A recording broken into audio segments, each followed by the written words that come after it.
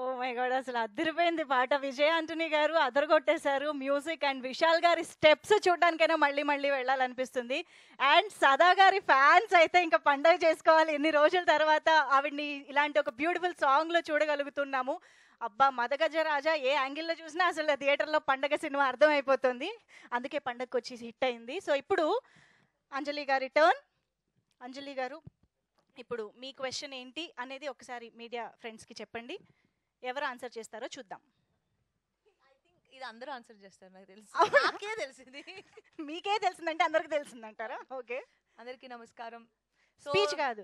Okay, first address చేసి తర్వాత మనం ఏమైనా అయితే ఓకే ఓకే సారీ. సో నా క్వశ్చన్ ఏంటంటే, మదగజ రాజాకి మీనింగ్ ఎవరికైనా తెలుసా? సీరియస్ గానా? ఆయన చేయెత్తారు. ఎవరు ఎవరు ఎవరు?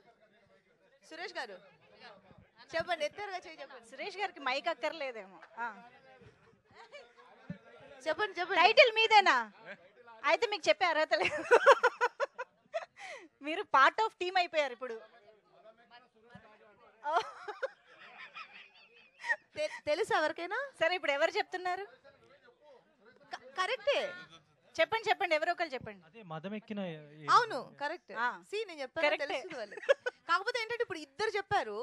ఎలా అంటే సురేష్ గారు almost part of the team అనుకుంటున్నాను. సురేష్ గారికి ఇవ్వట్లేదు మనం. ఇవ్వట్లేదా?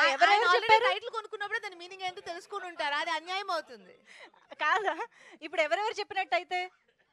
ఇప్పుడు నాకు తెలిసి సురేష్ గారితో పాటు ముగ్గురు చెప్పినట్టు. అయితే ముగ్గురు రండి ప్లీజ్. 1 2 3. ఇంకో క్వశ్చన్ అంట.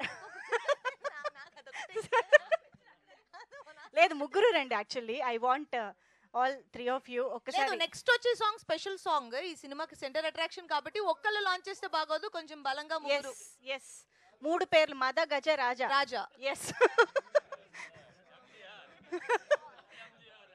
రండి. ఇక్కడ కెమెరాలు కనిపించాలి మీరు. My dear lover song.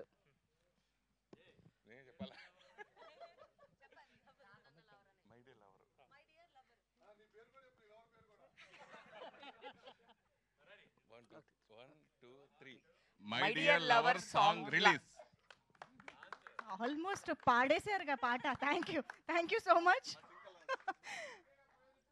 Okay, so lights off చేసి సాంగ్ ప్లే చేయండి ఆన్ స్క్రీన్.